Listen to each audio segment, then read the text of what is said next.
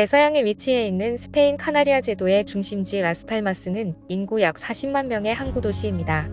연중 온난한 기후와 아름다운 자연 환경을 가져 휴양지로도 널리 알려져 있습니다. 하지만 먼 거리 탓인지 한국인 관광객은 많지 않습니다. 그런데 이곳이 완전히 한국화되었다는 소식에 놀라운 반응을 불러오고 있습니다. 모로코 서쪽 대서양 카나리아 군도 스페인에서 9번째로 큰 도시인 라스팔마스는 아름다운 해안과 온화한 겨울 날씨로 관광객이 끊이지 않습니다. 18세기의 산타아나 메트로폴리타나 대성당, 라스칸테라스 비치, 산타아나 광장, 미술관 극장, 수도원. 1492년에 콜럼버스가 최초로 아메리카로 항해할 때 이곳에 기항하여 숙박했던 집이 보존되어 있어 많은 볼거리와 이국적인 느낌이 가득합니다. 대부분 관광에 의지했던 도시였던 만큼 팬데믹 당시 어느 도시보다 타격이 컸습니다. 외국인들의 발길이 끊긴 적막한 땅, 사람들은 각각 집에 처박혀 힘겨운 시간을 보냈습니다. 20대 여성 미리암 에르난데스에게도 마찬가지였습니다. 친구도 만날 수 없고 밖을 돌아다닐 수도 없어 오직 할 수 있는 일은 TV를 보는 것뿐이었는데요. 그해 여름, 저는 슬프고 괴로웠습니다. 밖에 나가고 싶지 않고 그냥 집에서 텔레비전들 보면서 지냈습니다. 그런데 어느 날 한국 드라마를 발견했습니다. 그 한국 드라마의 제목은 세물다섯 세물 하나였습니다. 그때부터 모든 것이 시작됐습니다. 아무도 웃을 수 없을 때 그 한국 드라마는 나를 웃게 했습니다. 와, 내가 내기는 이 따스함은 뭐지? 와, 어떻게 한국 드라마가 저를 그렇게 기분 좋게 만들 수 있을까? 저는 가슴에 이런 기쁨을 내기며 살고 싶습니다. 저는 다시 웃고 싶습니다. 저는 다시 행복해지고 싶습니다. 가장 외로웠던 순간 한국 드라마를 통해 한국을 만나게 된 미리암은 한국을 향한 꿈을 꾸게 되었습니다. 그리고 한국어를 열심히 공부하게 되는데요. 미리암이 한국에 푹 빠진 뒤 3년이라는 시간 동안 그녀 내부에는 완전한 변화가 생겼습니다. 한국을 사랑하게 되며 자신감을 얻어 행복해졌고 언젠가는 한국에 가고 싶다는 꿈이 생겼습니다. 사실 제 한국과의 인연은 2019년에 시작됐습니다. 힘든 해였지만 마침 그때 한국 드라마가 제 인생에 신선한 바람처럼 들어왔습니다. 그래서 바로 그때 결심했습니다. 내가 힘들 때 내 마음을 위로해준 드라마 속의 장소에 가고 싶다.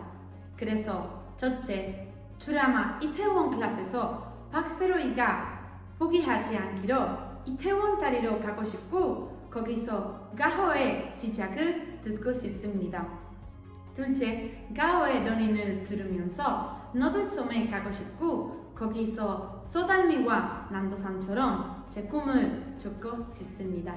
셋째, 드라마 청춘 기록의 사희준과 안전아처럼 스토필 도서관에 가고 싶고 거기서 책 사이에서 좀 시간을 보내면서 백현의 매초를 듣고 싶습니다. 네, 제가 항상 꿈꿔왔던 드라마 주인공처럼 같은 장소에 갈 수 있다면 얼마나 행복할까요? 서울, 빛의 도시, 잠들지 않을 도시, 조금만 더 기다려 우리가 꼭 만날 것 같은 느낌이 듭니다. 감사합니다. 미리암의 간절한 소원이 이루어진 걸까요? 올해 라스팔마스에서 2024 퀴즈온 코리아 지역 예선전이 열렸습니다. 퀴즈온 코리아는 한국 외교부와 KBS가 주최하는 퀴즈 대회로 해외 20개국에서 예선전이 열리고 각국의 1등이 모여 결승전은 한국에서 진행됩니다. 한글 맞춤법과 속담, 한국의 역사와 문화 등 다양한 주제의 문제가 출시되는 이 대회는 1차 경연 패자부활전, 2차 경연 차례로 진행됐는데요.